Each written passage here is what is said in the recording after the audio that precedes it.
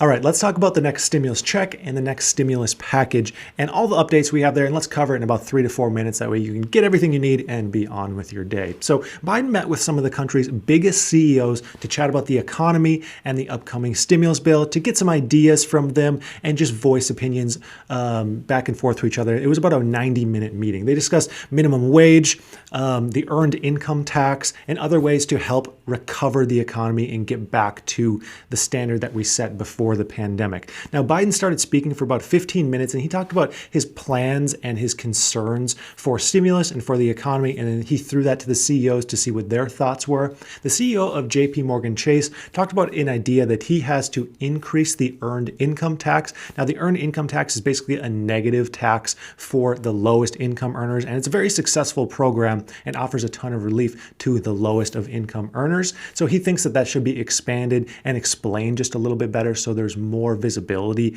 on the program itself. The CEO of Gap spoke on how the pandemic is affecting women of color, and the CEO of Walmart spoke on the $15 an hour minimum wage increase just a little bit. He feels that the minimum wage should be higher than what it's currently set at $7.25. However, it should be more regionally specific. Basically, a rural area should have a lower minimum wage than some very highly populated metropolitan area like Los Angeles or New York or something like that. However, his concern and the concerns about minimum wage in general shouldn't be a huge worry, as Democrats have already stated that the increase wouldn't likely happen anytime until after the pandemic. And then if it does happen, we'll probably see a gradual ramp up of the minimum wage. It won't likely go straight from $7.25 to $15 overnight. It'll probably be something like $1 increase every year for 5 years, 7 years, something like that. That way, there's this gradual increase and businesses have more time to absorb it if we see that increase. A report on the minimum wage by the Congressional Budget Office found that a $15 an hour minimum wage would give raises to 27 million people and lift many people above the poverty line. However, it would also have the side effect of costing about 1.4 million jobs. So, of course, there's a balance here as to what the minimum wage should exactly be. Moving on from here, the details of the next stimulus bill are still being ironed out for a release sometime before unemployment expires in March.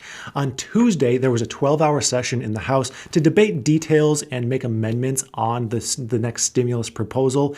The biggest areas of debate were minimum wage and school reopenings, which is kind of a new area of debate as far as any news on this goes. All the proposed amendments by Republicans, however, were shot down by the Democratic parties. And the Democrats are still going for this two-track approach where they're open to negotiating a deal with Republicans, but that's seeming less and less likely, and they're moving forward with their budget reconciliation bill, which seems to be the likely outcome, and we will likely see that passed sometime early to mid-March, which would mean stimulus checks sometime late March to early April. So that's going to do it for today.